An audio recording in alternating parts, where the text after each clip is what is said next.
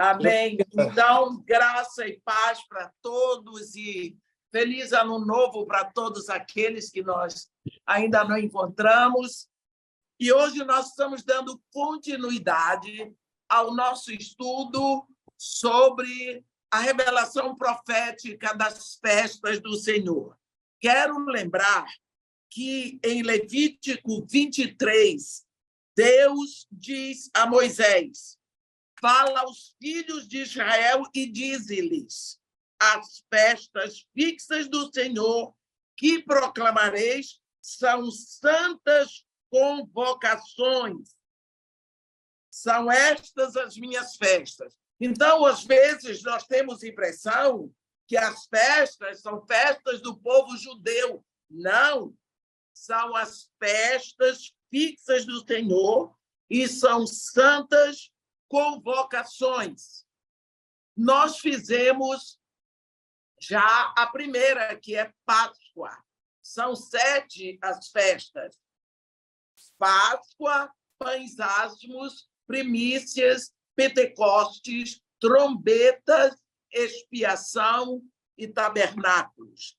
Então, como nós já fizemos a Páscoa, e a Páscoa, eu creio que de todas as festas, talvez seja a mais familiar, então hoje nós vamos recomeçar com a segunda da festa, com a segunda delas, que é a festa dos pães ázimos.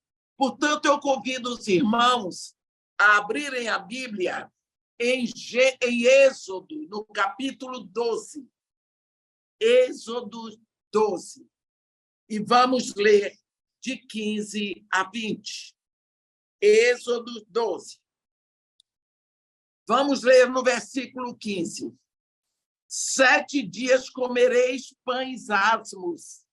Logo ao primeiro dia tirareis o fermento das vossas casas, pois qualquer que comer coisa levedada, desde o primeiro dia até o 7º dia, essa pessoa será eliminada de Israel.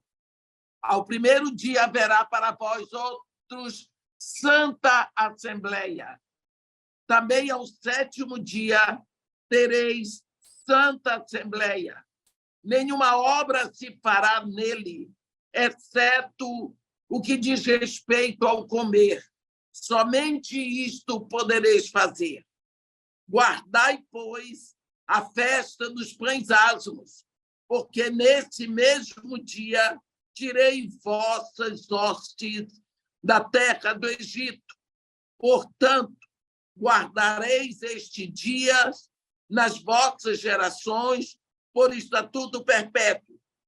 Desde o dia 14 do primeiro mês, à tarde, comereis pães ázimos, até a tarde do dia 21 do mesmo mês.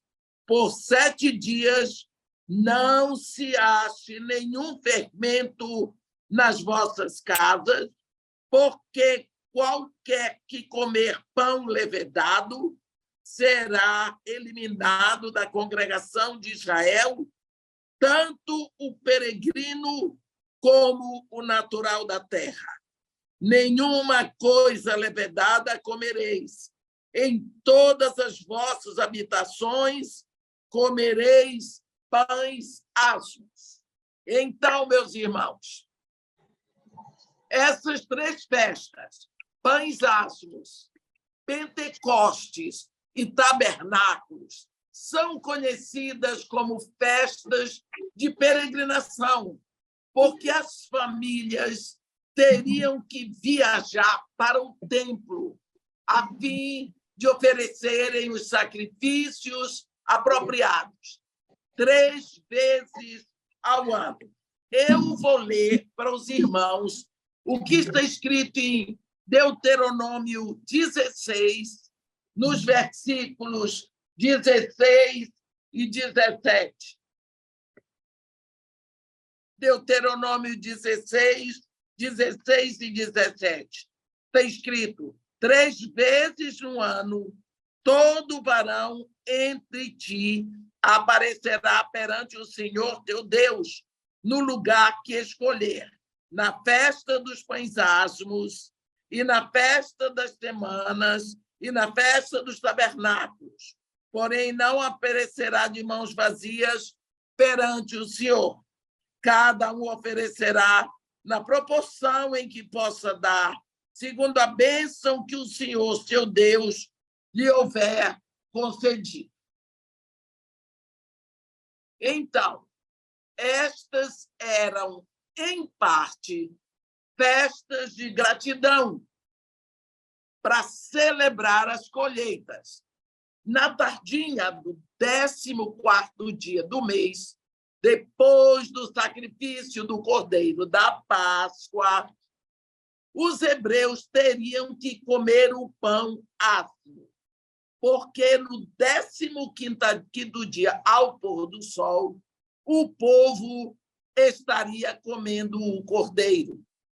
O julgamento para quem comesse fermento é tão duro porque fermento é metáfora de pecado no Antigo Testamento. No Novo Testamento também, fermento é símbolo de orgulho, soberba e arrogância.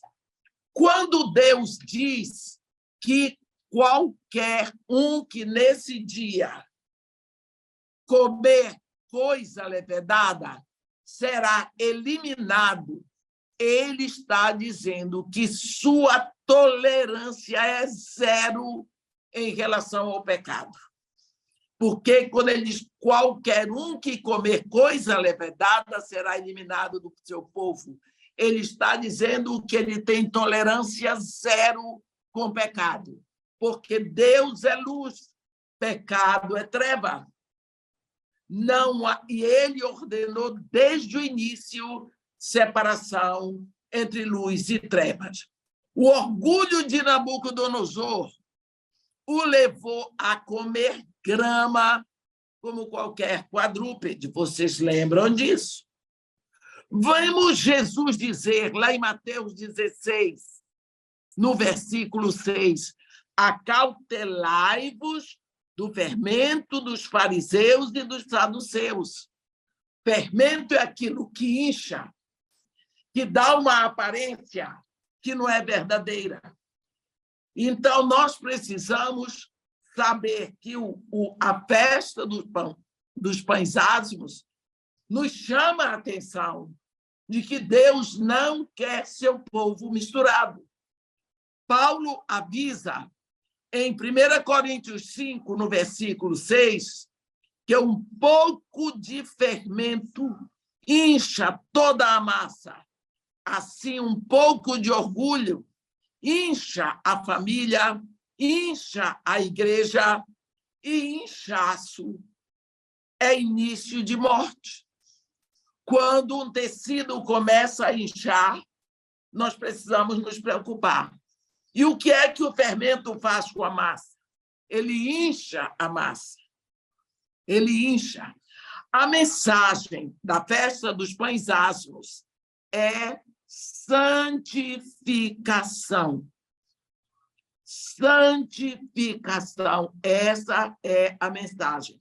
Às vezes, nós nos esquecemos que o padrão de Deus, quando nos escolheu, ele nos escolheu em Cristo antes da fundação do mundo para sermos santos e irrepreensíveis perante ele.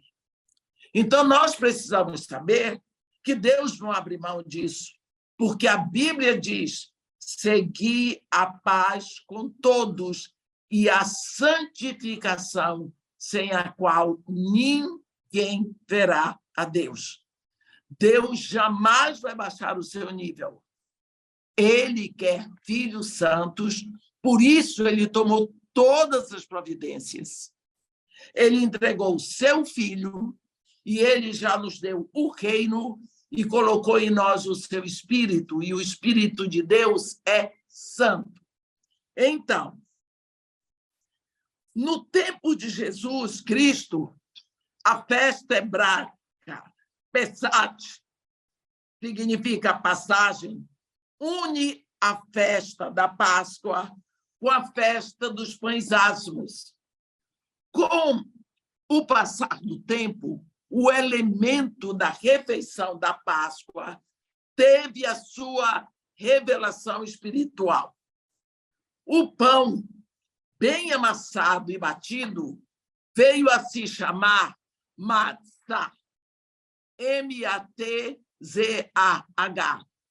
Esse pão veio se chamar matzah. E as ervas amargas, comidas, representam o amargor da escravidão. Mesmo a mistura de frutas secas e nozes, que é charosete, recebe o seu significado, porque representa a mistura de dores, enquanto eles construíam monumentos para os egípcios. Fala muito da dor que eles tiveram na escravidão. Como a escravidão no Egito fala muito da escravidão que nós estávamos no pecado antes de conhecermos a Jesus, antes de sermos feitos filhos de Deus, nós estávamos no pecado, assim como o povo de Israel servia aos egípcios, nós servíamos ao mundo. No dia da Páscoa, todos na casa saíam procurando qualquer migalha de pão para jogar fora, porque nada com fermento poderia ser deixado em casa. Então, as mulheres, as crianças, todo mundo procurava entre as almofadas, no chão, na cozinha, qualquer pedaço de alimento, ou mesmo qualquer migalha de pão que tivesse fermento, porque nada com fermento podia ser deixado em casa. No templo, o sacerdote toma 2 pães com fermento e coloca em lugar visível na frente do templo. E quando o segundo pão é tirado, pronto. Nada fermentado pode ser comido. Ele deixa aqueles 2 pães ali. E na hora que, diante de todo o povo, ele tira, significa, da agora em diante, ninguém mais pode comer alguma coisa fermentada. Isso no tempo de Jesus. Hoje, os judeus contemporâneos consideram a festa dos pães asmos como o mitzvah, que é um mandamento religioso a ser seguido do Antigo Testamento e remover todo o fermento da casa significa começar a Páscoa. As mães ensinam nas casas judias as crianças desde cedo a serem zelosas. Elas limpam bem a casa, mas as mães, às vezes, elas distribuem alguns pedaços de pão pelos aposentos e mandam as crianças procurar se encontram algum pedaço de pão para limparem, para elas terem a sensação de que estão tirando o fermento. E quando elas encontram os pedaços de pão, elas ficam alegres porque elas conseguiram tirar alguma coisa com fermento. A mãe esconde em determinados lugares para as crianças procurarem, mas ela sabe onde botou. Durante todos os 7 dias da Páscoa, nenhum alimento com fermento pode ser ingerido. Hospitalidade é outro mandamento para a Páscoa, porque ninguém deveria ficar sozinho para celebrar a Páscoa. Quando nós falamos de festa dos pães asmos, nós queremos dizer que é uma festa separada, mas ela é uma indicação junto com a Páscoa. Ninguém deveria ficar sozinho para celebrar a Páscoa. Você lembra que quando Deus deu a direção da Páscoa para Moisés, ele disse: quando a família for pequena, para comer o cordeiro, então chame o vizinho com uma família pequena para comerem juntos. Para um prato é posto em frente a cada convidado. E no prato, 3 pedaços de pão bem amassado. 2 representam os 2 que o sacerdote põe na frente do templo, e o terceiro representa a própria Páscoa. No mesmo prato, vai um pedaço assado de cordeiro, com osso e ervas. A mesa também tem a taça de Elias, porque todos acreditam que ele retornará como precursor do Messias. E isso é baseado em Malaquias. Eu vou ler para os irmãos Malaquias, no capítulo 4. Eu vou ler para os irmãos. Malaquias, capítulo 4, versículos 5 e 6. Malaquias 4, 5 e 6. Está escrito: eis que eu vos enviarei o profeta Elias, antes que venha o grande e terrível dia do Senhor. Ele converterá o coração dos pais aos filhos e o coração dos filhos a seus pais, para que eu não venha e fira a terra com maldição. Então, perto da conclusão da refeição, alguém levanta e abre a porta para Elias, numa demonstração de que esperam o Messias. A refeição não será completa sem o Haggadah. O Haggadah é a história da Páscoa, que é um livro contendo poemas e recitações de mais ou menos 2000 anos atrás. Isso anima as famílias a dizer a história do Êxodo. A família faz perguntas aos mais velhos. Eles falam sobre a história, sobre a saída do povo do Egito, sobre as maravilhas que o Deus de Abraão fez para a descendência de Abraão. E há uma seleção grande de histórias para serem lidas e contadas durante esse festival. Hinos eles cantam, cânticos que as crianças também gostam de cantar. As 4 taças de vinho simbolizam os 4 eu farei de Deus mencionados em Êxodo 6, 67. Você pode abrir sua Bíblia aí em Êxodo 6, não é? Êxodo 6, no versículo 6 e 7. Você vai ver assim: portanto, diz aos filhos de Israel, eu sou o Senhor. Eu vos tirarei de debaixo das cargas do Egito.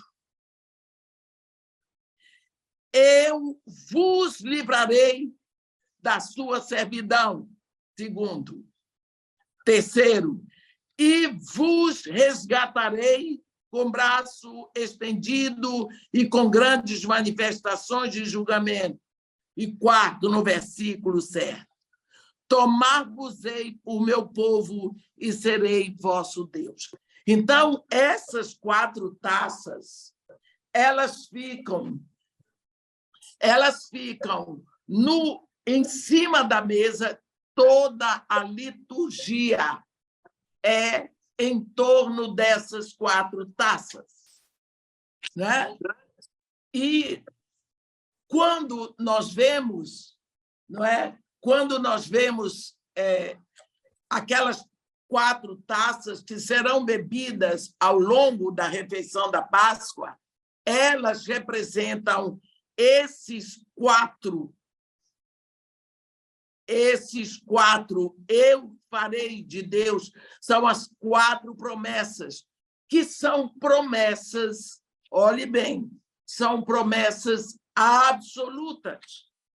Porque quando nós olhamos as promessas de Deus, elas podem ser absolutas e elas podem ser condicionais, não é? Então, as promessas, quando são condicionais, Deus diz, eu faço se você fizer isso. Por exemplo, uma promessa condicional. Se quiseres e me obedeceres, comerás o melhor dessa terra. Não é? Se o meu povo que se chama pelo meu nome se humilhar, orar, buscar a minha face, se arrepender de seu mau caminho, então eu ouvirei do céu, perdoarei seu pecado, sararei sua terra, estarão abertos os meus olhos e atentos os meus ouvidos para a oração que se fizer nesse lugar. Então, essas são promessas condicionais. Se nós fazemos a nossa parte, então Deus vai fazer. Agora, esses aqui são promessas absolutas. Deus diz, eu vou fazer. Diz aos filhos de Israel que eu sou o Senhor. Assim, liga para o Glenn, que eu estou na live. Eu sou o Senhor. Vos tirarei de debaixo das cargas do Egito. Vos livrarei da sua servidão. Vos resgatarei com braço estendido em grandes manifestações de julgamento. Vos tomarei por meu povo e serei vosso Deus. Pronto, ele diz, eu vou fazer. Isso não depende de ninguém, eu faço, é promessa absoluta. Portanto, isso é lembrado durante a refeição. Então, é exemplificado nessas 4 taças. Entre todas as coisas do Haggadah, que é esse momento de conversa, de contar história, de dizer o que foi que aconteceu, existem 4 perguntas que devem ser feitas pelo mais jovem da família. A lista das 10 pragas, e em cada uma delas uma gota de vinho é derramado, e o voto de se encontrarem no próximo ano em Jerusalém. Isso é feito ali.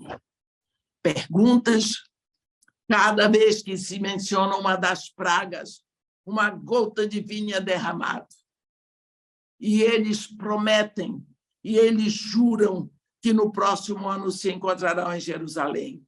É a representação profética da festa dos pães asmos, já está cumprida, mas ainda aponta para imagens de outros eventos que estão no futuro. Como, por exemplo, você olha a representação profética da Páscoa, já está cumprida.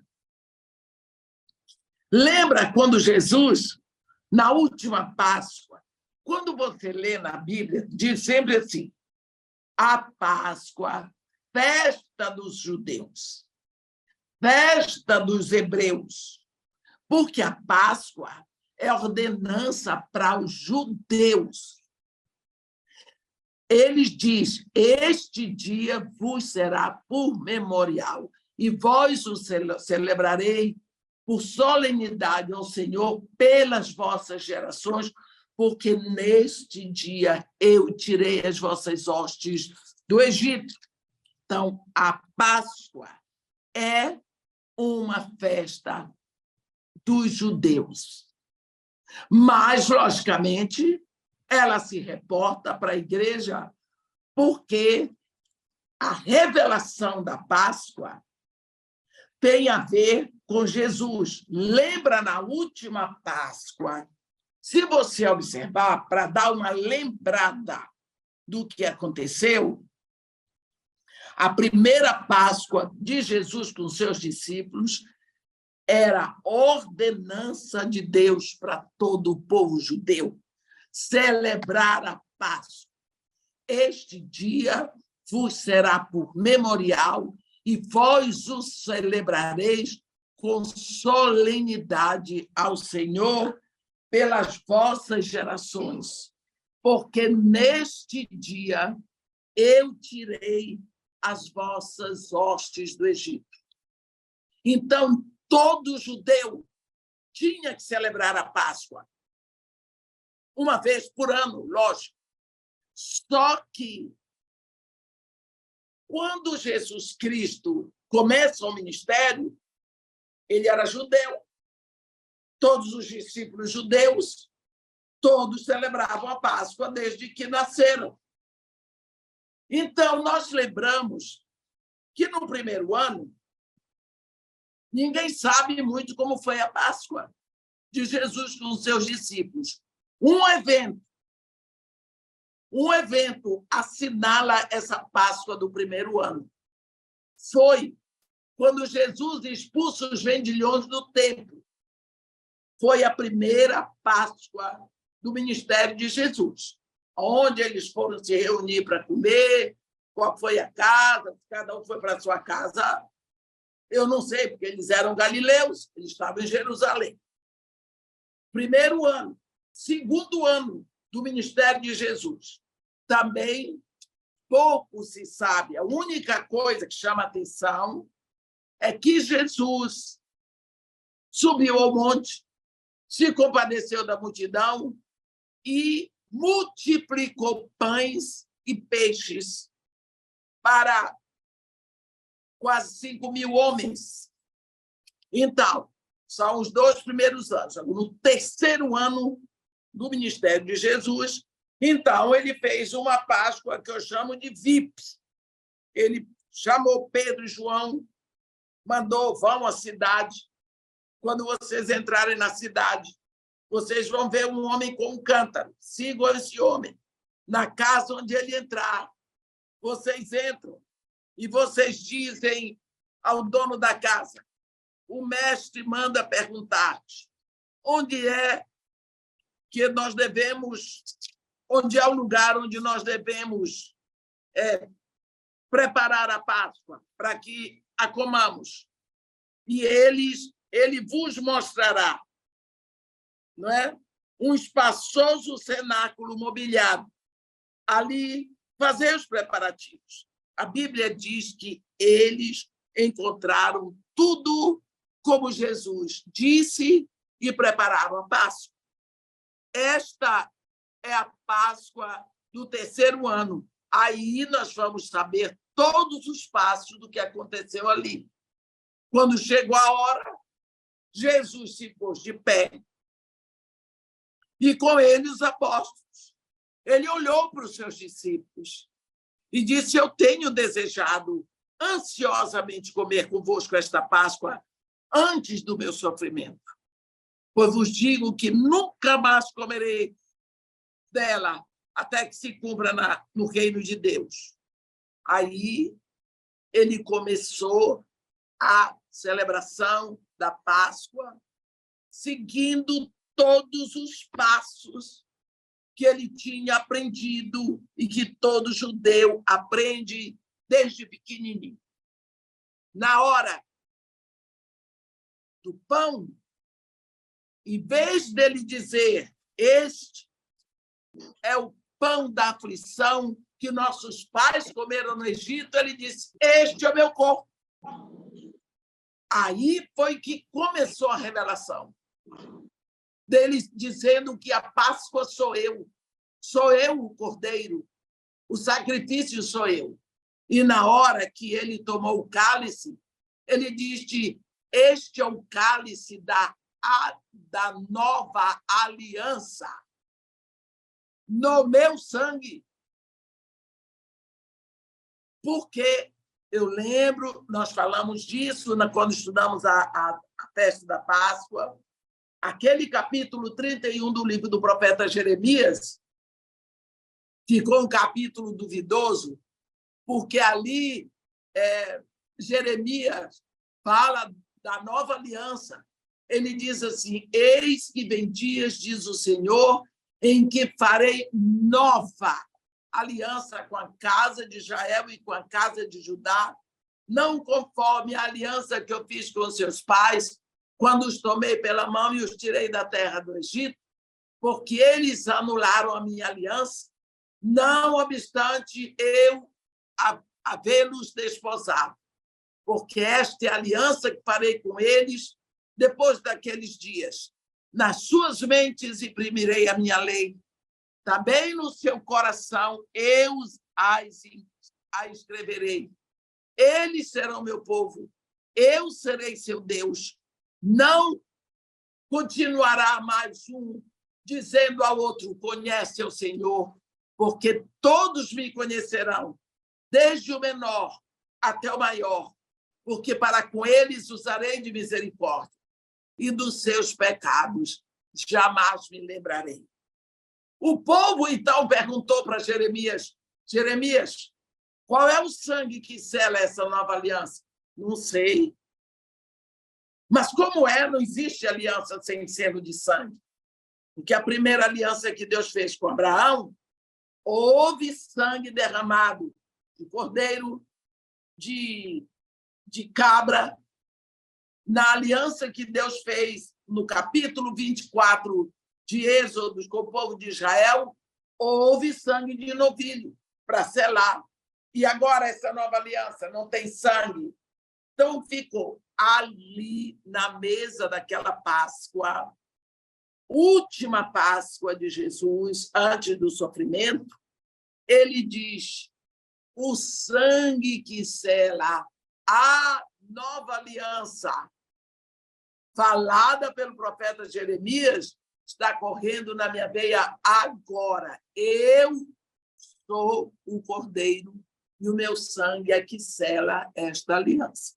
Então, essa última Páscoa é a revelação de que Jesus é o Cordeiro, o sangue dele sela esta nova aliança. Nós lembramos que o autor de Hebreus diz que se existe uma nova aliança é porque a antiga, então, já está invalidada.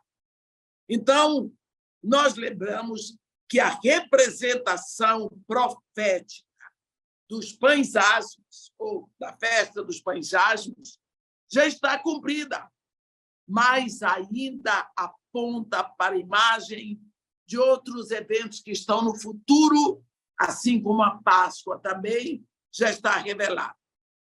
Vemos que a Páscoa, iniciada no Egito, apontava para a morte e ressurreição do Cordeiro Jesus. Nós vemos que a revelação do Cordeiro é progressiva.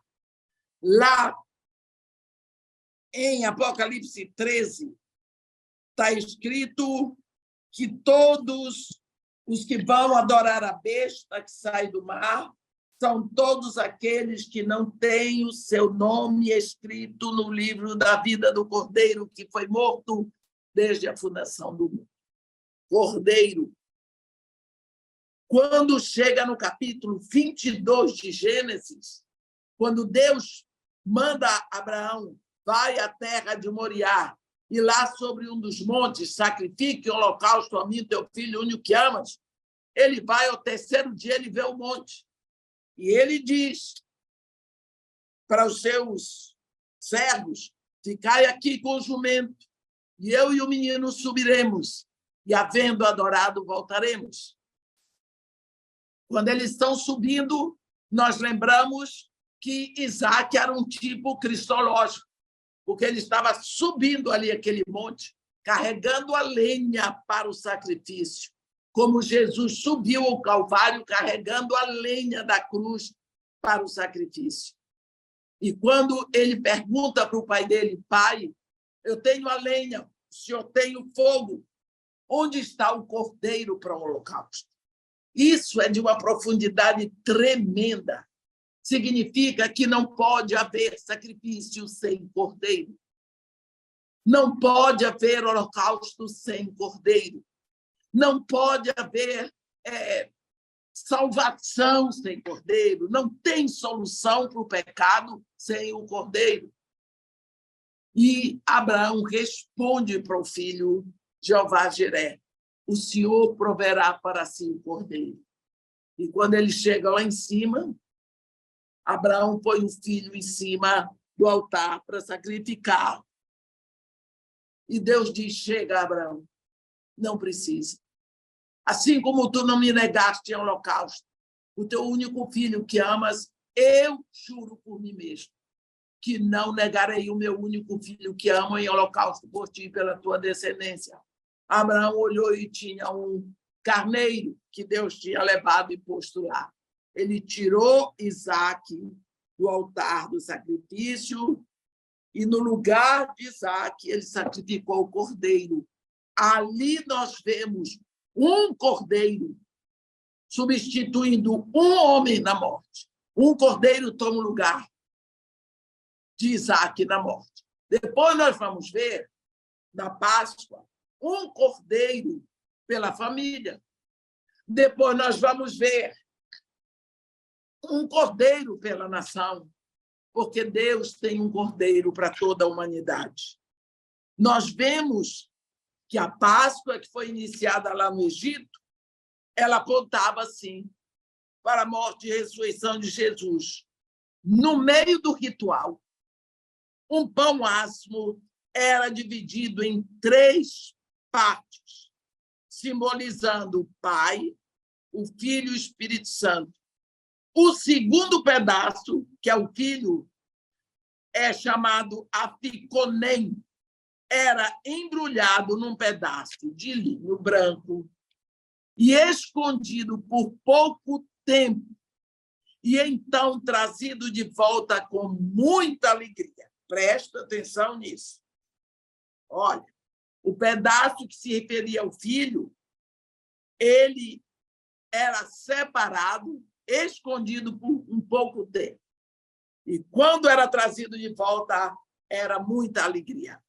Isso é uma predição de que o Filho, Jesus, pão da vida, seria desnudo, envolto em linho, escondido num sepulcro por pouco tempo. Na ceia da Páscoa, Jesus diz que o pão é o meu corpo. Tomai, comei, parti, isto é o meu corpo. Assim como o pão ácido é sem fermento, Jesus é sem pecado. Seu corpo foi escondido numa tumba por 3 dias. Mas então vem a ressurreição. Ninguém poderia deixar a mesa sem comer um pedaço do aficomen, o pão do filho, considerando a taça de Elias, cerimoniosamente derramada para o profeta e intocada durante o jantar. Embora muitos teólogos digam que Elias é uma das testemunhas de Apocalipse 11, Jesus diz em Mateus 14 e Mateus 17 que Elias já veio. João Batista é o mesmo ministério, não é?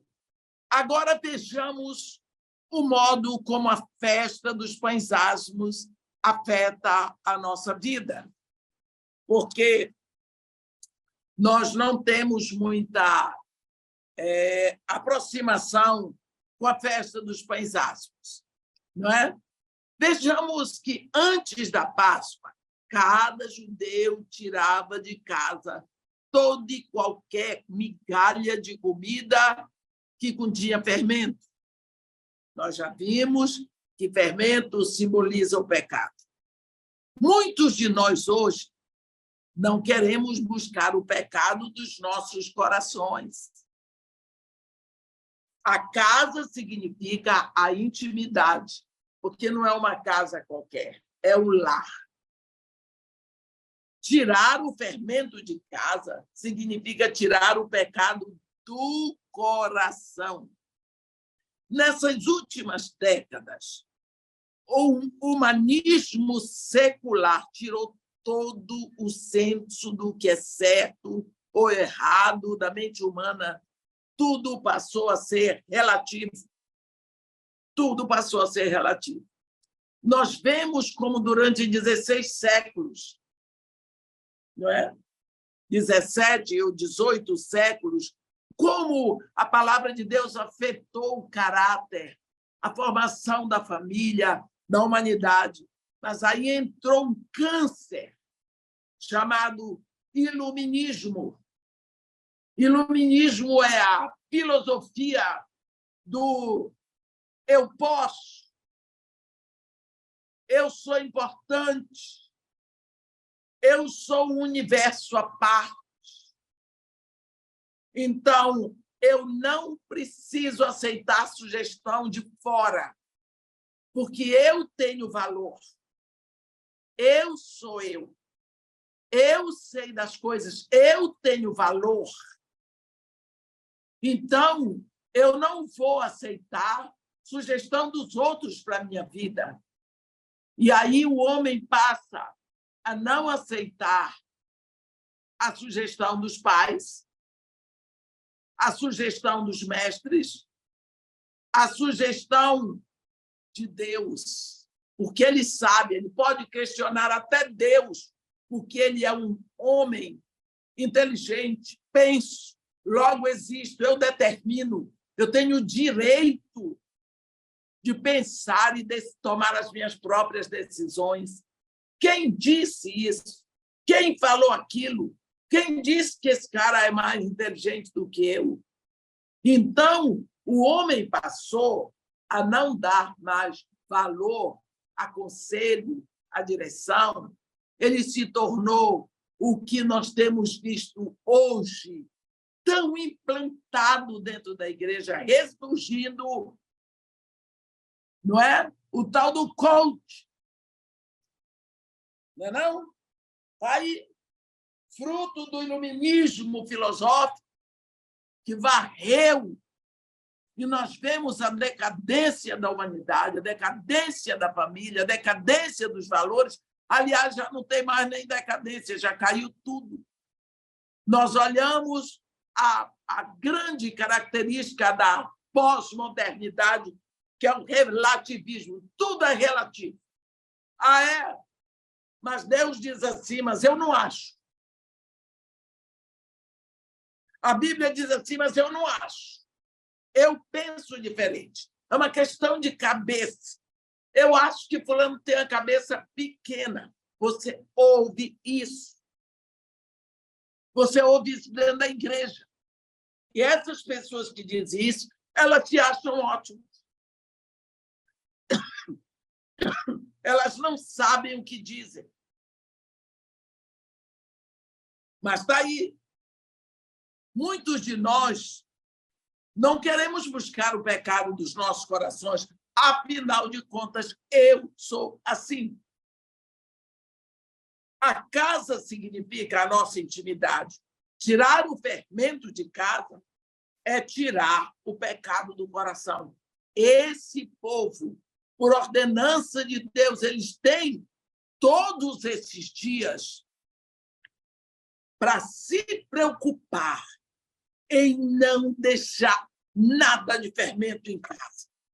Será que você já passou uma semana preocupada em tirar da sua vida tudo aquilo que é pecado? Nessas últimas décadas, o humanismo secular tirou todo o senso do que é certo ou do que é errado da mente humana. Tudo é relativo. Os governos tiraram das escolas o ensino da lei de Deus, procurando com isso, eles dizem, libertar as crianças da religião. E hoje, os jovens não creem que haja pecado. Os mentirosos são aceitos como extrovertidos ou imaginativos. O adultério recebe o nome de amor livre. Não é amor e não é livre, é luxúria, é pecado. O amor entrega uma aliança e se compromete em casamento. Luxúria dá uma camisinha e doença sexualmente adquirida. Mais de 3.000 bebês são assassinados cada mês em clínicas de aborto. O médico prende o crânio do bebê e extrai o cérebro por sucção, meus irmãos. Isto é assassinato a sangue frio. Isso é pecado.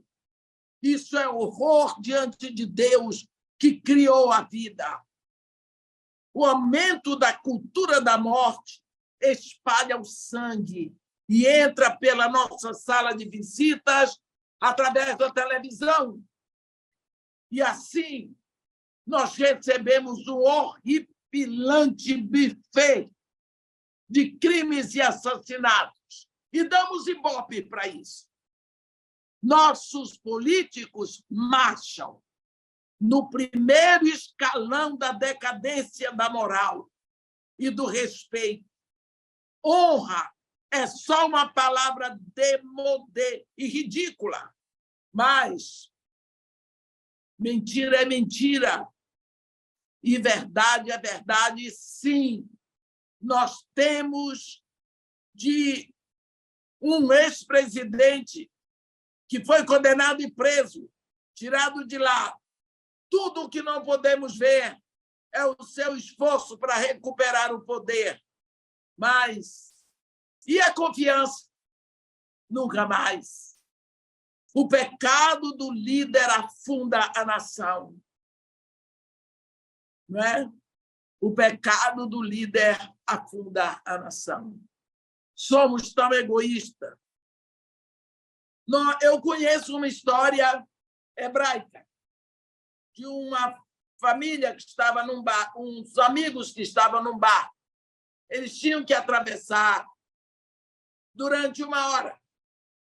E alguém ali comeu o sanduíche e sujou as mãos. E não tinha água no barco, só tinha do lado de fora. Mas ele queria lavar as mãos. Então, simplesmente, ele pegou uma chave de fenda e começou a cavar o fundo do barco para lavar as mãos. Pense isso. Alguém disse para ele, olha, não faz isso, que o barco vai encher de água, todo mundo vai morrer. Não, mas eu quero lavar minha mão, estou só furando debaixo da minha cadeira. Está vendo? Ele achava, o idiota, que a água ia sair só debaixo da cadeira dele e pronto. Ele não sabia que ali naquele barco todos iam afundar com ele. Nós não podemos dizer que a culpa é apenas dos nossos políticos. A igreja, pela sua inadimplência, é parte do problema. A graça barata pregada nos púlpitos e a mensagem mandada pela prosperidade materialista tem cauterizado a consciência moral das pessoas. As pessoas vão para a igreja por causa do amor eros. O amor, quando Paulo prega em 1 Coríntios 13, ele fala do amor ágape, ele fala do amor eros, ele fala do amor filia, ele fala do amor thanatos. Infelizmente, em português, amor é amor. Quantas pessoas, o amor, a característica do amor eros é essa. Eu amo você pelo que você pode me dar. Você pode me dar a sua beleza, você pode me dar o seu corpo lindo, você pode me dar o seu dinheiro, você pode fazer isso, você pode fazer aquilo, então eu amo você. Quando você não tiver mais nada disso, não serve mais. Quantas pessoas vão para Deus com amor eros? Eu quero o que Deus pode me dar. Ele pode me dar saúde, ele pode me dar família, ele pode me arranjar um casamento, ele pode me dar emprego, ele pode... O dia que Deus não dá, eu vou procurar em outro lugar. Porque eu vou para Deus pelo interesse do que ele vai fazer. Eu não vou para Deus pelo que ele já fez lá na cruz. Para mim está tudo pronto. Acabou. A Bíblia diz em Apocalipse 1 que Jesus, lá na cruz, nos constituiu rei e sacerdotes para o seu Deus e Pai. Ele já fez. O verbo está no pretérito passado. Indica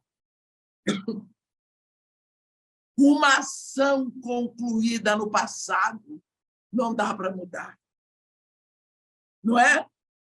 As pessoas se entregam ao pecado com um lindo sorriso no rosto e ainda dizem que estão na época da graça. Quando Deus nos enviou Jesus para termos o perdão, isso não é licença para pecar. Vemos Jesus dizer à mulher, pega em adultério, vai e não peques mais. Vai e não peques mais. Quando Deus diz que se alguém tocar em fermento, será eliminado do povo. Deus está dizendo, minha tolerância com o pecado é zero. Por isso, Deus proveu. Deus proveu. A coisa é muito séria. Ele entregou seu filho na cruz, lá no Calvário, para que nós tenhamos o direito de não sermos contaminados mais pelo pecado. Então, o pecado é coisa muito séria. E Deus vai requerer de nós, porque ele já deu. Você entregaria o seu filho por um bando de safado que nem a gente? Mas Deus fez. Ele, quando Jesus Cristo disse para aquela mulher, eu não te condeno, mas vai, e não peques mais, ele queria transformação na vida dela, como quer para todos nós. O pão ácido, meus irmãos, sem fermento, nos lembra que Deus não admite que escolhamos o pecado. Nessa festa, Deus nos ensina pureza. A festa dos pães ázimos é a celebração da Virgem, da noiva de Cristo, pura, imaculada e santa, sem nenhum fermento. É preciso, como o povo de Israel tinha que lembrar, todos os anos, durante uma semana, sobre tirar o fermento de casa. Nada com fermento, que nós possamos saber que precisamos de tempo para vasculhar a nossa alma, o nosso coração, que nós tenhamos preocupação para eliminar o pecado da nossa vida. Sabemos que nós temos tendências e inclinações para o pecado, mas quando Jesus disse para aquela mulher, vai e não peques mais, é porque ele sabe que é possível. Então, se é possível, meus irmãos, precisa haver um esforço da nossa parte para eliminar o pecado. Estas festas são festas proféticas, são as festas do Senhor, e nós aprendemos com elas o que é que Deus quer de nós. Então, assim, nós fizemos hoje a festa dos pães ázimos. E semana que vem, se Deus quiser, estaremos fazendo a festa das primícias. Amém? Amém. Glória a Deus. Amém. Queria abrir, se tem alguém que tem alguma pergunta para fazer. Eu gostaria de fazer uma pergunta. Boa noite. Boa noite. Pastora, missionária Edmeia. Então, Elias, quando a gente lê lá em Mateus, então ele já veio, né? Porque tem muitas pessoas que falam que estão esperando Elias. Mas quando eu leio, Jesus diz, olha, Elias já veio. E outra passagem também que eu falo assim, ó, muita gente fala assim, que nós estamos esperando o avivamento de Joel. Só que quando eu leio lá em Atos, Pedro fala que se cumpriu ali aquela palavra de Joel. O que é o correto? Olha, no caso de Elias, quando você vê, eu vou começar, porque isso é uma explicação mais longa. Quando Jesus Cristo manda uma carta para a igreja em Tiátira, ele diz, tenho, porém, contra ti o tolerares que esta mulher, Jezabel. Então, não era a Jezabel de lá que foi rainha e mulher do Acabe. Significa que era o mesmo espírito que se movia em Jezabel. Era aquele espírito de silenciar a palavra de Deus, que esse foi o grande ministério de Jezabel. Então, isso estava acontecendo já na igreja de Tiátira. Assim como a doutrina de Balaão, de lá de Números, estava se repetindo também. Então, é o mesmo espírito. É o espírito que ele vai se movendo. No caso de Elias, o grande feito de Elias, quando você pensa, Moisés representa a lei, é o espírito da lei.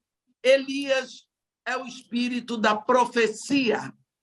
Quando você vê no final do tempo, Elias se levanta, quer dizer a profecia. Entendi. Entende? Então, é isso. Tem outra coisa que você falou, assim, Atos. Joel. Aquilo, quando Joel falou, eis que vem dias, diz o Senhor, que derramarei do meu espírito sobre toda a carne, vossos filhos e vossas filhas profetizarão. Ele estava dizendo o seguinte, que estava se cumprindo a profecia de Joel, e o Espírito estava sendo derramado, porque os judeus diziam que o Espírito de Deus não podia ser derramado, porque nós somos pecadores e o Espírito de Deus não viria para pecadores. Mas então Pedro disse, não, o profeta profetizou lá, todo mundo humilhou Joel, mas ali estava se cumprindo. Joel já tinha morrido, mas a profecia se cumpriu. Tá. Obrigada, viu? Tá, então, joia. na verdade, se cumpriu, né? Não vai se cumprir, né? O pessoal fica falando que vai cumprir. Não, já está cumprido, porque o Espírito já foi derramado e continua sendo derramado, e o Espírito só vai sair daqui quando levar a noite. Amém. Glória a Deus. Obrigada, viu? Muito obrigada. Sim. Boa noite. Irmã Edmeia, só complementando o que a irmã perguntou, porque realmente tem louvores que falam, né, para que Deus, o Espírito Santo, venha fazer o que nenhum homem fez e fazer o que está escrito em Joel. Principalmente aqui no Brasil, a gente vê muitos jovens pedindo um avivamento que foi citado em Joel, enfim. Então, já está feito. É praticamente um erro bíblico, uma busca, uma forma incorreta de se expressar isso. Olha, filha, o Espírito Santo já está aqui desde o dia de Pentecostes. Ele está dentro de cada um de nós. Agora, quando o pessoal pensa em avivamento, eles pensam num grande louvor, num grande canto. Não, o avivamento vem com arrependimento. Não vem com festa, não. Verdade, obrigada, não vem irmã. com grito de aleluia, não. Vem com grito de misericórdia, eu sou pecador, reconhecimento de pecado. Isso é avivamento. não é? Amém. Você Obrigada. lembra dos primeiros apóstolos? Todos deram a sua vida. Não foi fácil, não. Avivamento é coisa séria. Nós devemos buscar, é um trabalho de Deus. E Deus não veio aqui e mandou seu espírito para fazer samba com ninguém. A coisa é santa. Ô, irmã Edmeia, eu tenho uma perguntinha, só falando de Elias, falando de Malaquias, onde a senhora leu, né? Isso Sim. realmente se refere, então, a João Batista, como ele foi o percussor de Jesus, ele preparou o caminho, né, de Jesus, e ele se vestia Deixa como... eu lhe dizer, esse foi, né, o ministério de João Batista. E ele se vestia como Elias, né? Ele Exato, tinha, né? porque era o mesmo estilo. Uhum. Era o mesmo estilo. E quando o anjo anunciou para Zacarias que como seria o filho dele, ele falou sobre isso, não é? Ele falou sobre isso. Quando o anjo falou com Zacarias, que estava no turno dele, de que a oração dele tinha sido escutada, respondida, né? Tinha sido ouvido, e que a esposa dele, na velhice e coisa, ia ter o filho, aí ele diz como seriam as características de João Batista, que ele seria cheio do Espírito desde o ventre, seria grande diante do Senhor, não beberia vinho nem bebia vida forte, tudo até converter o coração dos pais aos filhos e dos filhos aos pais, e tudo mais. Foi esse o ministério de Elias e de João Batista, é o ministério de preparo. Eu estou escrevendo um seminário sobre isso, que João Batista veio com aquelas qualidades, preparando o caminho para a vinda de Jesus. Nós precisamos dessas qualidades hoje para prepararmos o caminho do arrebatamento. Amém. Não é? Se nós quisermos, porque quando a Bíblia diz que ele não bebia vinho nem bebida forte, significa que ele era um homem que renunciava. Ele era um homem que sabia dizer não aos seus desejos. Ele era um homem que tinha disciplina, não é? Não era aí como a gente está vendo esses incontinentes. Mais uma coisinha.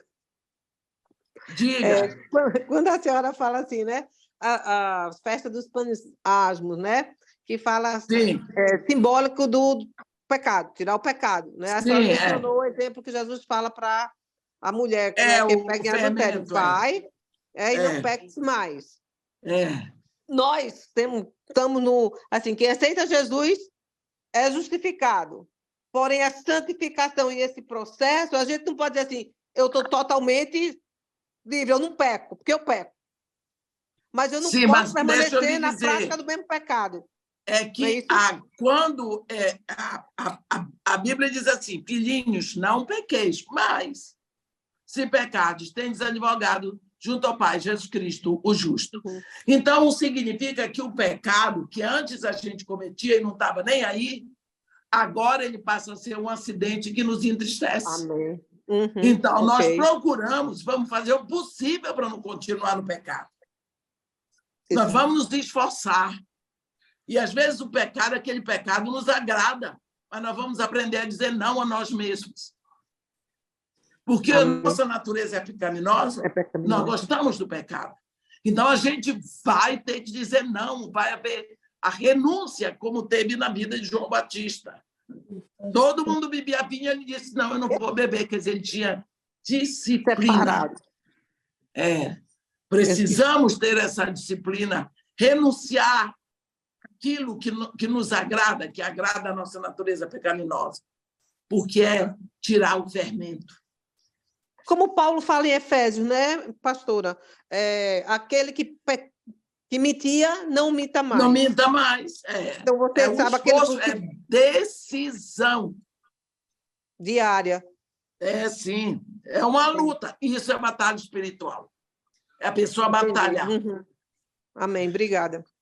Tá bom, querida. Edmeia, eu acho que, eu penso assim, né, na minha vida, acho que a maior luta é essa luta interna que a gente vive, porque às vezes a gente não quer sentir raiva ou não quer ter uma apatia, ou, sei lá, suportar às vezes um irmão, né, que fala muito, ou então uma língua que se gaba muito.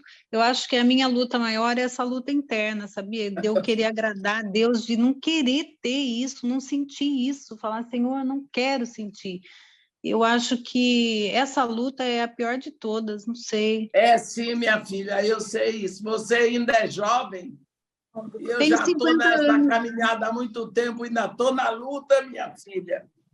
Nossa, mas é muito triste. Eu falo muito É para sim, é Deus. Tenho difícil, é pedido muito difícil, porque a gente lutar contra si mesma isso. é muito Às vezes difícil. você quer ter compaixão, você quer ter amor, mas você tem uma, né? Eu vejo assim como é difícil. Eu tenho pedido muito a Deus compaixão, compaixão, que eu olhe para as pessoas com Ele. Quando eu estou ali, eu aprendi muito com a senhora. Quando eu estou ali na Santa Ceia, eu falo, Senhor, que seja o Seu corpo em mim, para que o Senhor possa ter a Sua santidade em mim, para que tudo isso seja tirado, sabe? Eu faço tudo que eu aprendo assim com a senhora, decorando muito a Bíblia, ensinando aqui meus filhos, eu decoro um monte de versículos, mas eu falo, Que Senhor, bom!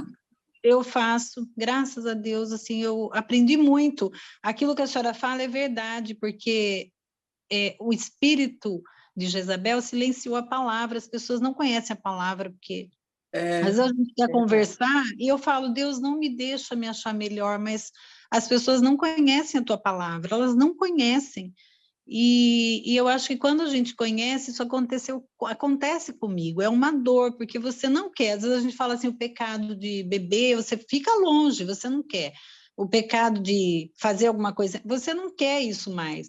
A luta maior, eu acho que é essa interna que a gente sente, né? Que é que nem eu estou falando, é uma luta que eu tenho muito, peço muito a ele, e que é uma A dor. luta, é todo dia, minha filha, toda hora. É toda Isso hora, é mesmo. contínua, é uma batalha contínua. Como o autor de Hebreu aqui diz, a luta contra o pecado que tenazmente nos assedia. E a gente sabe que isso entristece Deus. E aí, às vezes, eu fico pensando, Senhor, eu quero uma outra mente, né? Renova a minha mente, não deixa eu ser assim, não deixa. Às vezes eu também falar, né? Ajuda, porque diz que se a gente controla a nossa fala e a gente controla o corpo, eu falo, Senhor, então ajuda. Eu acho que essa é a pior luta, viu, mãe de meia? Porque a irmã estava falando do pecado aí, mas eu acho que essa é a minha maior luta, que é a que mais eu sofro.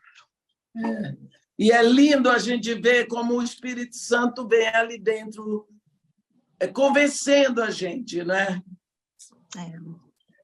Cuidado de Deus. É verdade. É muito amor por nós, né? Mas eu amo ele, eu falo para ele. Ele é o meu Senhor, o meu Salvador, eu quero encontrar com ele. Eu aprendi com a senhora, quando eu fechar os olhos para esse mundo, é ele que eu quero ver, né? Eu tive um pai muito ausente, então eu transferi para ele. Eu falo, o senhor é o meu pai. Aprendi com a senhora a conversar com ele, sentar do lado dele, falar as minhas coisas, conversar como um pai, né? E Isso a gente real. Então, a gente Isso quer agradar real. ele. A gente quer agradar ele. Só que a gente vê que a gente às vezes não consegue, né? É constante. É difícil. Amém. Mas a gente eu tenho vai, sede não da podemos palavra. desistir. Eu ouço a senhora todos os dias aqui, porque eu sei que é a palavra, é a palavra, é a palavra, e eu tenho sede da palavra, de aprender, de aprender. E Deus tem sido muito bom. Esses dias meu filho chegou e falou, de 11 anos, eu quero ser vegano, mãe. Aí eu, mas por quê? Porque eu tenho pena dos animais, o homem não era herbívoro? Aí eu falei, olha, o homem lá em Gênesis só comia realmente frutas lá, né? Aí passou uns dias, eu falei, Senhor, me ajuda, que eu preciso falar com ele, que o Senhor deu os animais para a gente comer. Aí eu estava lendo a Bíblia, está lá em Gênesis 9:3, Deus disse a Noé, olha, eu dou todos os animais e a erva do campo. Aí eu chamei ele, falei, olha, Deus deu a rúcula, o almeirão e deu todos os animais. Então, não precisa, veganismo é uma moda, Jesus deu, está aqui na palavra. E amém, acabou, ele nunca mais falou. E assim, é muito... Então, estudar a Bíblia abre o nosso entendimento, é uma bênção. Exato. A gente se livra do engano. Pois é. Tá bom, obrigada, irmã Edmeia. Tá bom, querida. Obrigada. Terça-feira estamos aí de novo, se Com Deus certeza. quiser. Amanhã estou indo para Londres, volto de lá segunda, terça-feira estamos aqui de novo. Eu estava ansiosa, eu marquei, foi a última reunião, ia ser dia 6 de dezembro, aí eu fiquei perturbando lá o pastor Maurício, quando vai ter? Mas amém, eu estou aqui toda terça, aprendo muito. Graças Obrigada, a olha, que Deus abençoe o pastor Maurício por essa oportunidade, viu? E a pastora Kátia também, eles são muito amados. São Muito sim. obrigada. São sim. Deus é Joia. Glória a Deus. É sempre muito bom. Acho que estava todo mundo já com saudade desse tempo aí. Eu sei que a senhora também estava. Eu estava, sim. Eu tenho um problema com vocês. Ah, é? Eu gosto de vocês. O problema é o seguinte, que além de amar, eu gosto. Pois é, daí vira um problemão, né? Nós É também. por causa da Eibra. Mas tá bom. Que Deus abençoe cada um, né? As suas casas, as suas famílias, que o Senhor guarde e proteja. O Senhor seja o nosso provedor, aquele que nos orienta em tudo, e que essa palavra possa continuar no nosso coração e que a gente possa digerir ela um pouquinho mais. E se semana que vem tiver mais pergunta, amém, né, doutora Edmeia? A gente vai embora, pastor. A gente vai embora. Vai seguindo aí, o que importa é que a gente vá conhecendo, crescendo e cada dia mais, estando mais perto do Senhor aí, né? Então, vamos estar orando, que Deus abençoe e guarde a sua viagem, que seja um tempo maravilhoso, um tempo de bênção, né? O Senhor haja lá na vida dos irmãos também, que haja salvação, que haja arrependimento, conversão, reconciliação, que seja um tempo precioso, precioso lá para vocês. Tá? Para os irmãos aí no Brasil, que o Senhor também possa estar trabalhando na vida de cada um e nós aqui também, né? Oramos um pelos outros e seguimos, amém? Nós vamos estar orando e terminando. Vou pedir para a senhora mesmo estar orando pela gente. Tá bom. Senhor Deus, nosso Pai, Pai, nós te damos tanto graça pela alegria que nós sentimos quando nos reunimos. Isso, com certeza, vem de ti, ó Pai. É tão grande, é tão profunda essa alegria, esse bem-estar, essa vontade de gritar, de correr, de abraçar essa família que o Senhor criou num sangue só, que é o sangue de Jesus. Foi tão bonito ali na cruz, ó Pai, quando Jesus Cristo uniu em família, aos pés da cruz, Senhor, pingando o sangue dele. Ele disse para Maria, eis o teu filho. E disse para João, eis a tua mãe. Quer dizer, o sangue dele selou aquela família, uma família que não tem nada a ver com laços consanguíneos, mas que tem a ver com o sangue dele. Assim, ó Pai, quando nós nos reunimos, nós nos vemos, dá vontade de parar pela tela do aparelho e nos abraçarmos e pular e dançarmos de tanta alegria. A tua palavra diz que é bom, é suave viverem unidos os irmãos. Como tu te alegras na nossa união. Nós te agradecemos, ó Pai. Eu quero te pedir por todas essas famílias que nós estamos juntos neste momento. Toma todas essas casas nos teus braços eternos. Abençoa e guarda esses filhos, Senhor, esses maridos, essas esposas. Mas com que eles possam andar e crescer em ti, ó Pai. Livra os seus pés de pisar em alguma armadilha do mal.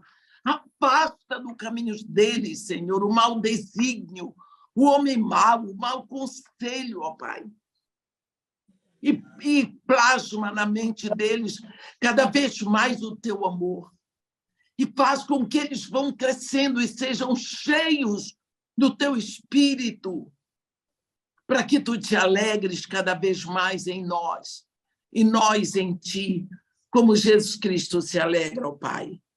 E nós te agradecemos por tudo isso em nome de Jesus. Amém. Amém. Amém. Amém. Que Deus abençoe a todos, a todas. Foi muito bom estar com vocês aqui. Doutora Edmeia, uma vez mais, que Deus a abençoe, a leve, a traga em paz. Obrigado, pastor. E use a sua vida com poder e com liberdade lá. E Obrigado. Não esquece de tomar um chazinho lá em Londres por nós. Eu vou tomar, pastor. Pode ter certeza que está muito frio lá. Tá bom. Um abraço a todos, tá? Tenham uma ótima beijo. permitindo. Tá Amém. tá. Tchau. Aqui, Boa noite, Amém. com Deus. aos irmãos que Amém. estão na sala, Boa noite. sala de oração daqui a 5 minutinhos. Fiquem na paz. Um Tá, abraço. Deus abençoe. Tchau. Fiquem com Beijo. Deus. Tchau.